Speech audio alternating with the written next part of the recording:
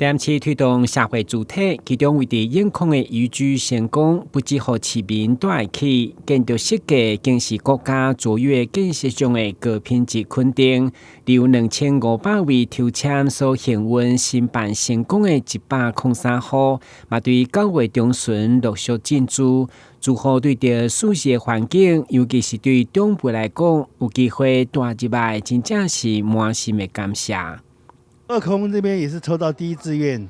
这里也是抽到第一志愿，所以来这边住得非常非常舒服，它环境非常棒，它里面设备也很好。我们以前要想住这些房子啊，很难找到，因为我们年龄大了，有的是有点地方也不会租给我们，所以这次市政府真的我都在感谢他们，很感谢。10月31號，市府都發局嘛正式替住戶舉辦入厝典禮，會中除了提供有獎徵答，也邀請議員甲里長來抽上屆實用的禮券。同時，市長吳依婷嘛親自到場同樂，予住戶有食閣有掠。這個活動除了歡喜市民展開新的生活，嘛象徵台南的社會主體進入穩定營運的階段。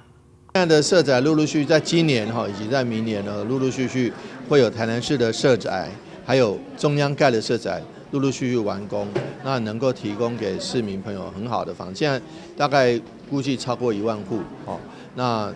這樣子的量體當然還是不大夠，我們未來還會是在努力。總之，讓我們的租屋市場裡面避免房東任意加價，避免房客的權益受損。由中央、由國家、地方政府跟中央政府一起來聯手，提供好的這個房子給大家住。為落實徛起的正義，市府提供社會主體予市民用會當負擔的租金，得當享受安全舒適的徛家環境。台南新聞軍籍採訪報道。